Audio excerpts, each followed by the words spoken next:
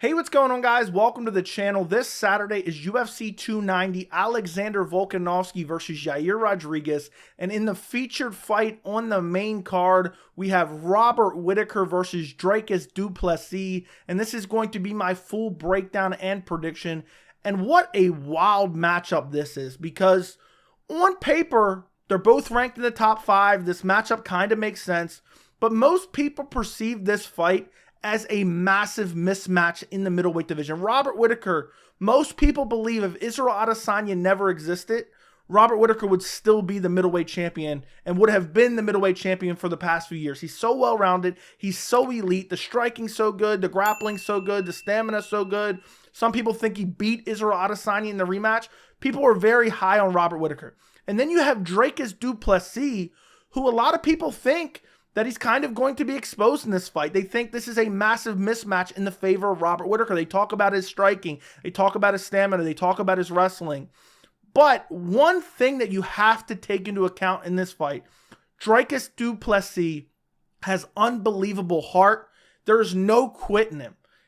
There's guys that are losing fights and they pack it in. They accept defeat and they just look to survive to a decision. Dricus Du Plessis is not that guy. He will be looking to finish Robert Whittaker from beginning to end of this fight. And he knows this is the most important fight of his career, because if he beats Robert Whittaker, he is in line for a middleweight title shot against Israel Adesanya. And if he beats Robert Whittaker, I know this is crazy to say, if he beats Robert Whittaker, all bets are off. If he beats Robert Whittaker, he has a shot to beat Israel Adesanya.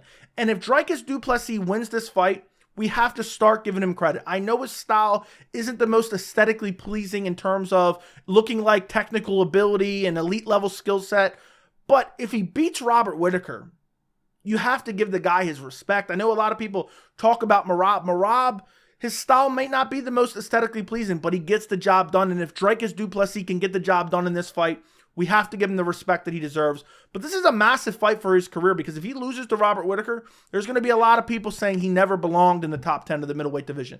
And there's going to be a lot of people saying, oh my, I can't believe people were talking about a fight with Israel Adesanya. So this is a big fight. And also for Robert Whittaker, if he loses this fight, where does that put Robert Whittaker? Because he's one of the very few that people want to see a third fight with Israel Adesanya, even though he's lost to the champion twice already, once by finish. People think that last fight was very competitive. They want to see the trilogy. But if he loses this fight, that's going to set him back massively, because the UFC's trying to build fresh meat in the division. I think that's kind of why they want Dricus Du Plessis to win this fight, just to have some fresh meat in the middleweight division for Israel Adesanya. So if Whittaker loses this, I'm sure he can rebound, but it's just going to be tough for him, considering if he wins this fight, Dana White said this is a #1 contender fight. Most likely the winner of this fight, if they're uninjured, they will fight at UFC 293 in September. So this fight means a massive amount for both guys in terms of their career, and there is a title shot on the line in this fight. So if you look at the tail of the tape for this fight, you have Robert Whittaker, who's 24-6, Dricus Du Plessis 19-2. Whittaker is ranked number 2. Du Plessis is ranked number 5. Whittaker is 32. Du Plessis is 29. Whittaker is 6 foot. Du Plessis is 6'1". Whittaker has a 73.5-inch reach. And you have Du Plessis, who has a 76-inch reach. So a 2.5-inch reach advantage for Du Plessis. You look at Dricus Du Plessis, 19 pro MMA wins, 8 by knockout, 10 by submission, 1 by decision. He comes in having never lost in the UFC. His last fight was at UFC 285 back in March against Derek Brunson. And honestly, going back and watching all the Dricus Du Plessis UFC performances, he's faced adversity in every single fight. And this guy just never quits. He will continue to move forward and looking to stop his opponent. And against Derek Brunson, he faced a lot of adversity in that first round. He got out-grappled. He got beaten up, arguably almost finished. That's a bit of an exaggeration. But he took a lot of damage against Derek Brunson in that first round. Took a lot of shots on the feet. And it looked like, Derek Brunson may very well win this fight. I picked Derek Brunson to win this fight. And then in the second round, Du Plessis comes out and just starts manhandling Derek Brunson. Brunson gassed out. And then he eventually finishes him towards the tail end of the second round. A gassed Brunson, his corner threw in the towel. But Du Plessis had basically KO'd him at that point. I don't know why the ref hadn't jumped in. But throws the towel in. The fight before that against Darren Till, dominates Darren Till in the first round. Throws a lot of shots up against the fence.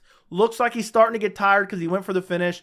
Darren Till comes on strong late in the first round. Then Darren Till wins the second round, landing good shots, good knees, good punches, pumping the jab. Du Plessis looking exhausted. Third round, Du Plessis comes out, dominates Darren Till, and finishes him via neck crank. Then you had the fight before that against Brad Tavares back at UFC 276 back in July of last year. Brad Tavares' fight was an absolute war. Both guys landing big shots. Brad Tavares arguably won the first round. Second round, Du Plessis hurts him, I think, with a knee. It was right on the nose, cuts him up, busts him up badly. Wins the second and third round, but the first round was up for debate, but faced some adversity in that fight. Then he fought Trevin Giles. Trevin Giles was looking very good on the feet. Got clipped and finished in the second round. And then the Marcus Perez fight, his UFC debut all the way back in October of 2020. Marcus Perez was styling on him. Marcus Perez was beating him up and landing good shots. Du Plessis catches him with a counter and brutally sleeps him. So it's crazy to me, even though this guy is winning fights, he's got 5 fights in the UFC. All 5 of them, he's faced adversity. He's been losing at a point in time in every single one of these fights, which is crazy. You look at Robert Whittaker. Of his pro MMA career, he has 24 wins, 9 by knockout, 5 by submission, 10 by decision. Of his 5 losses, he has 2 by knockout, 1 by submission, and 2 by decision. I mean, Robert Whittaker, what can you say? Former middleweight champion, unbelievably skilled. His last fight was against Marvin Vettori back in September. Outclassed Marvin Vettori, was landing head kicks, landing combinations, beat him up for 3 rounds. Started off a little bit slow in the first round, but started to come on strong in the second and third. The fight before that, he had a rematch with Israel Adesanya at UFC 271 back in February of last year. I thought Adesanya won this fight pretty clear, but some people think that Robert Whittaker should have got the decision. Either way, it was a very close, competitive fight. And Israel Adesanya, we know how good Israel Adesanya is. Look what he just did to Alex Pereira back at UFC 287. The fight before that, he fought Kelvin Gastelum.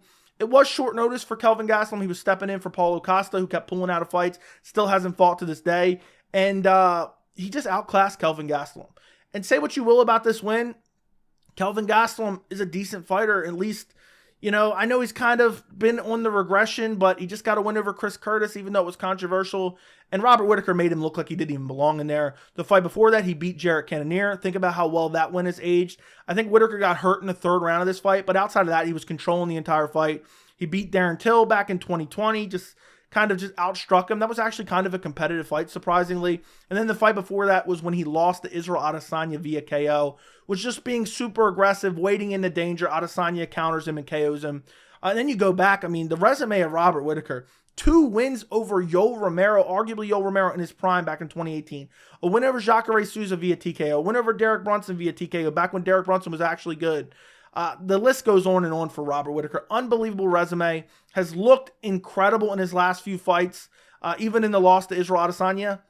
So, I mean, to win 4 out of your last 5 and your only 2 losses since 2014, his only 2 losses since 2014 are to Israel Adesanya, who is the current middleweight champion. So the guy's been on an unbelievable streak. I know people bring up he got TKO'd by Stephen Wonderboy Thompson. He was draining himself and cutting the welterweight, so that doesn't mean a whole lot. It's crazy to me to even see this. I forgot about this. He lost a split decision to Court McGee back in 2013. But really, we're talking 10 years ago. Does not matter. People put way too much stock into fights that are so far in the past. Robert Whittaker has gotten so much better even since the Yoel Romero fights back in 2018. I don't know how that's 5 years ago, but he's gotten so much better. He continues to improve. He's still young. The fact he's only 32 years old is crazy to me. And now he's fighting another young up-and-comer in Dricus Du Plessis. And, you know, another thing I wanted to mention is Israel Adesanya beat Robert Whittaker after Robert Whittaker had been the champ for a bit. And instead of crying and whining and saying, I want a rematch, he went out there and beat Darren Till, he went out there and beat Jarrett Cannonier, and he went out there and beat Kelvin Gastelum to make it undeniable for him to get another title shot. Now, he lost that rematch, but then he fought Marvin Vettori. Now he's fighting Dricus Du Plessis. Robert Whittaker, we have to give him respect. Dude is willing to take every single fight that the UFC offers him, and he's willing to earn his way back to a title shot. You know, it just, in contrast to a guy like Stipe Miocic, who just goes and sits and answers phone calls at the fire department and begs for an immediate rematch when he gets brutally KO'd, sits out for 3 years. It's just a stark contrast, and I don't believe people give Robert Whittaker enough respect for his willingness to fight. So now we have Robert Whittaker versus Dricus Du Plessis for the #1 contender spot in the middleweight division. And a lot of people think this is a massive mismatch. And I do agree it's a massive mismatch. Robert Whittaker, his stamina is better. His grappling's better. His striking's better. His variety of shots is better. He has more experience. I mean, there's nothing that you can look at Dricus Du Plessis and say, oh, he has an advantage in this particular, facet of the game. But you can't count Dricus Du Plessis out solely because of his heart and the fact that there's just no quit in him. There's just no quit. He can get hit with a big shot. He will try to survive. But as far as my official prediction for this fight, I have to go Robert Whittaker, second round TKO. I think this is the fight where it finally catches up to Dricus Du Plessis and he finally gets finished, because Robert Whittaker, I just think Robert Whittaker's too good. Robert Whittaker's too good. Robert Whittaker's going to go out there, throw combinations. I think Robert Whittaker can mix in the grappling. I think Robert Whittaker has unbelievable footwork. He has great head movement. He's fighting guys like Yoel Romero in the past. You think Dricus is going to be able to take him down and hold him down? Nobody's really ever been able to take Robert Whittaker down and hold him down. So Dricus is not going to be the guy to do it, especially when you look back. Dricus got out grappled by a fresh Derek Brunson. Derek Brunson, I know he ended up beating him, but Derek Brunson's a dead corpse, okay?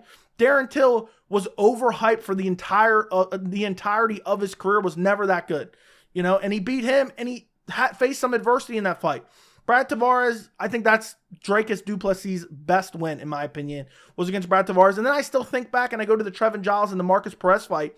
Both those guys were beating him on the feet. If Marcus Perez is lighting you up with combinations and landing punches and body kicks and leg kicks, Robert Whittaker is leaps and bounds better. And I do think that Dricus Du Plessis has improved vastly since 2020. It's 3 years later. I do believe that he is improving. And I know that he had the nose surgery, and maybe the nose surgery is going to fix all his issues. But as someone who has a partially deviated septum, like what Dricus Du Plessis has, okay, the new airflow to his nose is not going to increase his striking ability. It's not going to increase his grappling ability. And Dricus is a guy who just primarily throws kicks. He has good leg kicks, good body kicks. His punches are labored, they're slow. When he throws them, he blitzes forward, similar to like a Yoel Romero, but he squares up his hips and he runs in a straight line with no head movement, leaving his chin exposed. And I just think Robert Whittaker, a guy of Robert Whittaker's caliber, will take advantage of that. I think Robert Whittaker is going to come out in this fight. I think he's going to start slow, because I think he's going to be like, look, I don't want to get caught by Dricus. Dricus does have power, okay? I don't want to get caught by him. I'm going to pick my shots. I'm going to pump my jab, and I'm just going to use my footwork and head movement, avoid the big shots of Dricus, and just kind of pick him apart from the outside.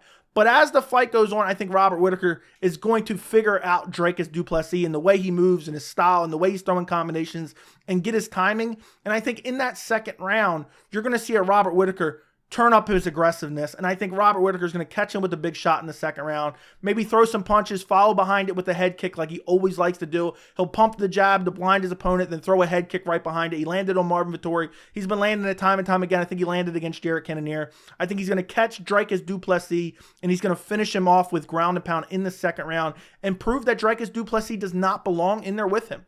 I just don't see, I mean, it's a 3-round fight. I don't see how Dricus can get it done. Even if it's a 5-round fight, the stamina that I've seen from Dricus, I don't think he could go 5 rounds. And I do believe it is a bit overblown in terms of his cardio issues, because when he was exhausted, I think it was in the Darren Till fight, Darren Till actually poked him in the eye. And Joe Rogan and the commentary team was talking about how exhausted Du Plessis was. And when the ref tried to step in, he was like, nah, I'm good. He didn't want that break. So I do think it's a bit overblown, his cardio issues, but there's no doubt in my mind he doesn't have the same level of cardio as a guy like Robert Whittaker. And as Dricus starts to slow down a little bit, like he inevitably will, even though he has that heart to keep moving forward, to keep throwing those combinations, I just think the labored shots, the labor combinations, the wild winging hooks that he likes to throw as he squares up his hips and just sprints straight at Robert Whittaker, I think Robert Whittaker is going to catch him with a counter shot. Robert Whittaker is an excellent counter striker, and I just think he's going to light Dricus up on the feet. I just don't see how Dricus can win this fight, and Dricus is well-rounded. He has some grappling in his back pocket, but he's not out-grappling Robert Whittaker. It's just not happening. It's just not, he's not going to be able to take him down. I think Robert Whittaker could take down Dricus and control him on the ground if he wanted to. So I just think everywhere you look, Robert Whittaker is better in this fight, and he's just so technical. For Dricus Du Plessis to win this matchup, he's going to have to catch Robert Whittaker in a weird exchange, clip him with a big shot, and just brutally KO him. I just think it's not going to happen. I mean, Robert Whittaker would literally have to slip on a banana peel for Dricus to win this fight. And I know he's got heart, and I know he will not quit, and I know he will continue to move forward.